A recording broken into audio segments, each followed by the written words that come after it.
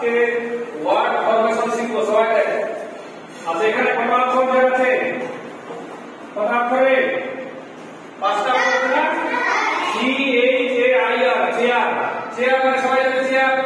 আচ্ছা সি বাদ দিলাম তাহলে কত অক্ষর হলো? চারটা। কি লেখা আছে? হেয়ার। হেয়ার মানে চুল। আবার এই বাদ দিলাম তাহলে কত হলো? এবার তিনটা অক্ষর হলো। এয়ার। এয়ার মানে কি? বাতাস। এয়ার মানে আচ্ছা এখানে কত অক্ষর আছে? স্মল। 1 2 3 4 5টা। কটা? 5টা। স্মল মানে কি? প্রথমে এক্সট্রা করতে তাহলে কত হলো এখানে?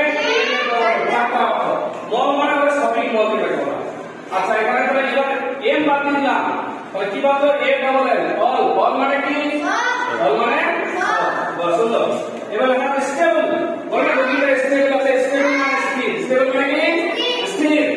এখানে আমরা এস বাদ দিলাম। কি বাদ দিলাম? তাহলে হলো টেবিল। টেবিল মানে সবাই জানি হ্যাঁ? তাহলে এবার টেবিলে কি বাদ দিছি? কি হচ্ছে? টেবিল। টেবিল মানে কি? শক্ত। বলে ডিফারেন্ট টেবিল আছে। দিস। দিসে কত অক্ষর আছে? 4টা। কত অক্ষর? 4টা। দেখা যায় দিস মানে এই বলে this is a book, this is a বাকি। এবার কি বাদ দিছি? তাহলে কত অক্ষর হলো? 3টা। দিস। দিস মানে তা। ভার মানে মেনে হবে না। এবার ইজ। ইজ মানে কি হবে? হয়। এবার কি লেখা আছে? স্টল। কি লেখা আছে? স্টল।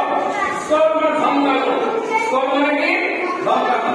এবার দেখ সি বাদ দিছি। সি এস বাদ দিছি। এস বাদ দিলে কি হবে? কোল। কোল মানে কি? ঠান্ডা। কোল মানে ঠান্ডা। এটা কোল মানে কি হবে? কোল। কোল মানে এরকম মোট দেখ 1 2 3 3 5 15টা শিখলাম। এগুলোকে বলে ওয়ার্ড ফরমেশন।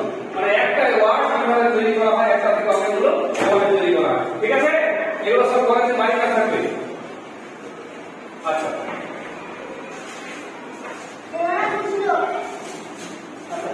আচ্ছা